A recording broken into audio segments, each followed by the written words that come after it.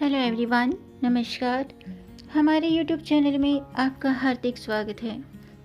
दोस्तों, आज की वीडियो में हम जानेंगे चैत्र नवरात्रि में दुर्गा महानवमी व्रत कब है और रामनवमी कब मनाई जाएगी, पूजा का शुभ मुहूर्त, महानवमी कन्या पूजन मुहूर्त और नवरात्रि व्रत का पारण कब और कैसे करना चाहिए। साथ में जानेंगे रामनवमी के दिन भगवान श्री राम को किन चीज़ों का भोग लगाना चाहिए और इस दिन किन चीज़ों का दान करना चाहिए। दोस्तों, नवरात्रि के 9 दिन बेहद खास होते हैं। नवरात्रों की अष्टमी नवमी तिथि बहुत ही खास मानी जाती है, क्योंकि अष्टमी और नवमी तिथि को हवन और कन्या पूजन करने के बाद नवरात्रि व्रत का पारण किया जाता है। पारण करने के बाद नवरात्रि समाप्त हो जाते हैं। नवरात्रि की नवमी तिथि महानवमी कहलाती है और इस दिन देवी सिद्धिदात्री की पूजा होती है और इसी दिन रामनवमी भी मनाई जाती है। तो आज की वीडियो में हम जानेंगे साल 2025 में चैत्र नवरात्रि की दुर्गा महानवमी कब है, महानवमी कन्या पूजन का शुभ मुहूर्त, रामनवमी कब है और रामनवमी के दिन प्रभु श्री राम को किन चीज़ों का भोग लगाना चाहिए और किन चीज़ों का दान करना चाहिए। साथ में जानेंगे नवरात्रि व्रत का पारण कब और कैसे करना चाहिए। तो वीडियो शुरू करने से पहले दोस्तों, आपसे अनुरोध है, अगर आप इस चैनल पर नए आए हैं और पहली बार आए हैं तो इस चैनल को सब्सक्राइब कर दीजिए और बेल आइकन बटन प्रेस कर दीजिए, ताकि आने वाली वीडियो देख सकेंगे आप सबसे पहले। और जिन्होंने मेरा चैनल सब्सक्राइब कर दिया है उनका दिल से आभार, बहुत बहुत धन्यवाद।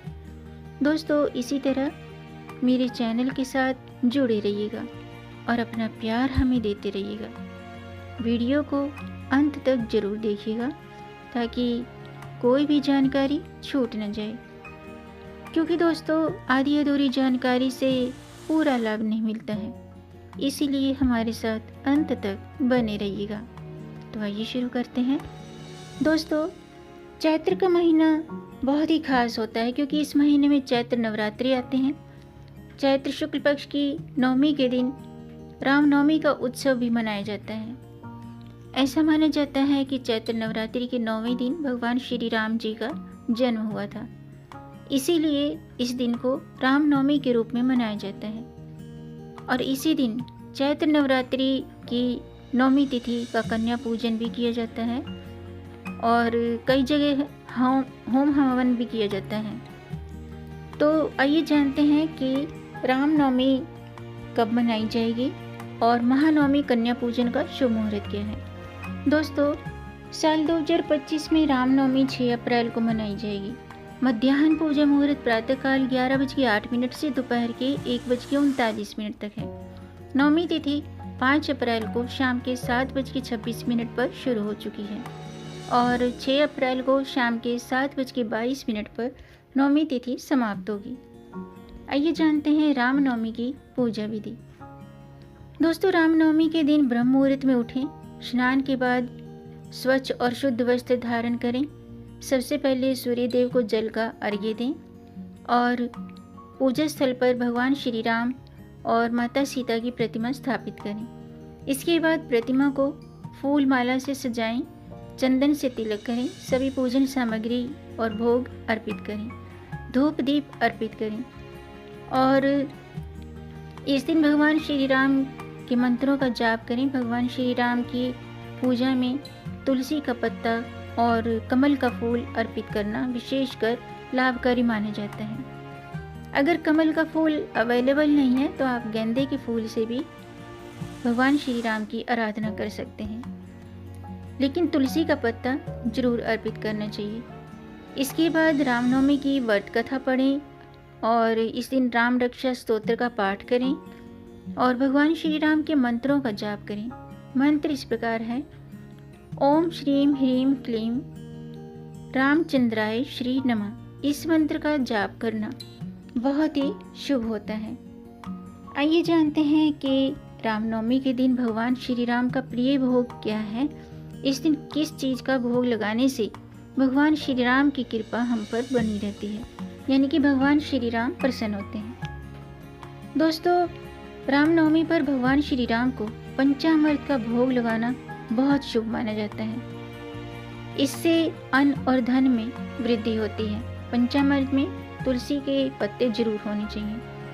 इसके अलावा खीर भगवान श्री राम का प्रिय भोग है। रामनवमी पर उन्हें खीर का भोग जरूर लगाएं। इससे भी सभी मनोकामनाएं पूरी होती हैं। इसके अलावा रामनवमी पर भगवान श्री राम को प्रसन्न करने के लिए हलवे का भोग भी लगाया जाता है।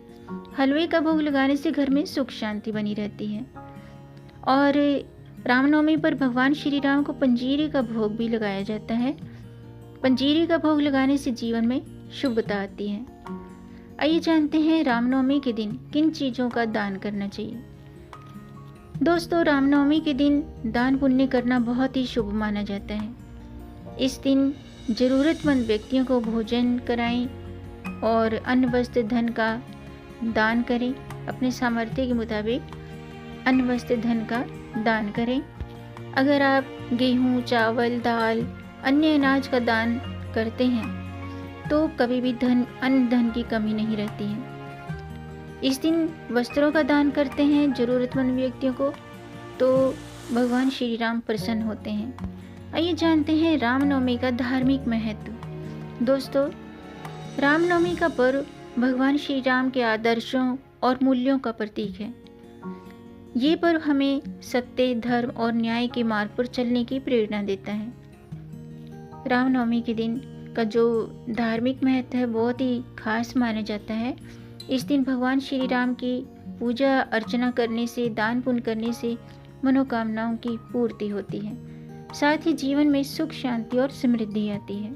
आइए जानते हैं रामनवमी के दिन क्या करना चाहिए और क्या नहीं करना चाहिए।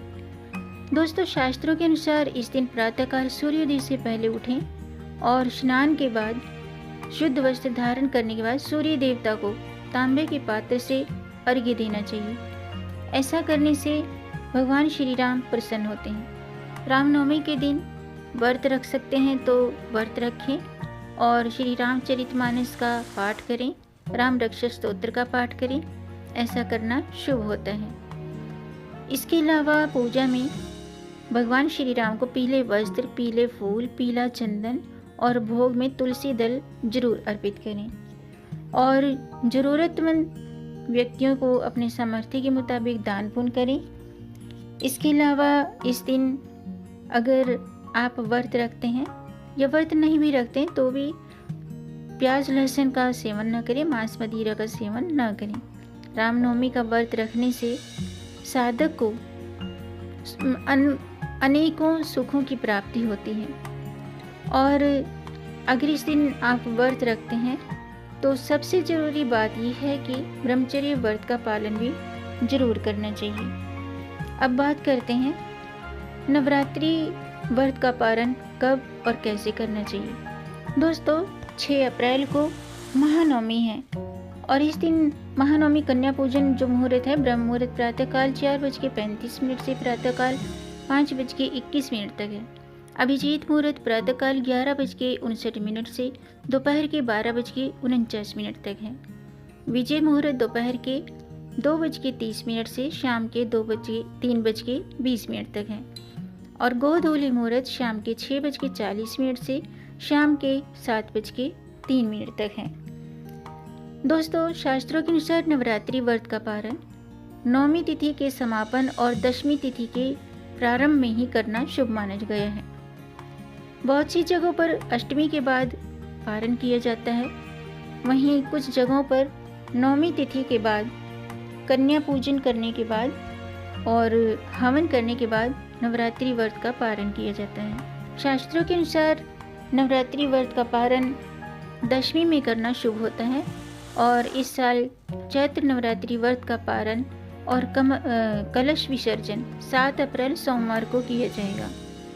और पारण का शुभ मुहूर्त है प्रातःकाल 9:23 से प्रातःकाल 10:56 तक। अब जानते हैं कलश विसर्जन की विधि। दोस्तों, कलश विसर्जन दशमी को करना चाहिए। दशमी के दिन कलश विसर्जन के समय ऐं ह्रीं क्लीं चामुंडाय विचे इस मंत्र का जाप करते हुए कलश को हिलाएं। अब कलश के ऊपर रखे नारियल को किसी चौकी के ऊपर रख दें और कलश में डले हुए आम के पत्ते और कलश में रखा हुआ जल इसको अपने घर के चारों कोनों में छिड़किए। जो जल है आम के पत्तों से घर के चारों कोनों में छिड़क दीजिए और फिर बाकी बचे हुए जल को तुलसी के गमले में अर्पित कर दें। और जो कलश में चावल हैं वो किसी नदी तालाब में विसर्जित कर दें या फिर किसी पेड़ पौधे के नीचे रख दें या फिर किसी क्यारी में भी आप डाल सकते हैं। इसके अलावा कलश के ऊपर रखे नारियल को अपने वहाँ आपके यहाँ जो भी मतलब परंपरा है उस परंपरा के मुताबिक विसर्जन करें या फिर घर के मंदिर में रख दें। इसके अलावा चौकी कब हटाएं? तो शास्त्रों के अनुसार जो व्रत के पारण के बाद ही व्रत पूर्ण माना जाता है, तो नवरात्रि में माता की चौकी और जो आपने ज्वारे बोए हैं, बोए हुए ज्वारे और अन्य विसर्जन का जो भी सामान है, तो 9 दिन पूरे होने के बाद दशमी तिथि को हटानी चाहिए।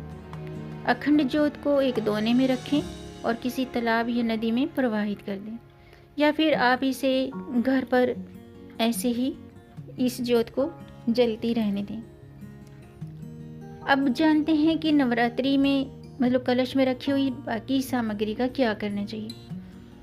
दोस्तों, शास्त्रों के अनुसार कलश में रखी सभी चीज़ें देवी देवताओं का आशीर्वाद होता है। तो कलश स्थापना के समय शुभ फलों की कामना के साथ जो भी सामग्री कलश में डाली जाती है उनमें से हल्दी, सुपारी और सिक्का निकालकर अपने धन रखने वाले स्थान पर रख दें।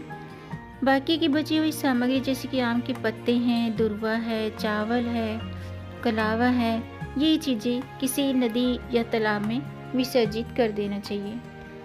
तो दोस्तों, आज के लिए बस इतना ही। उम्मीद है आपको ये जानकारी पसंद आई होगी। अगर आपको ये जानकारी, ये वीडियो अच्छा लगा हो तो आप इसे लाइक कर सकते हैं और इस जानकारी को आगे बढ़ाकर अपनी फैमिली में, अपने फ्रेंड्स में ज़्यादा से ज़्यादा शेयर कर दीजिए ताकि औरों को भी इससे लाभ प्राप्त हो।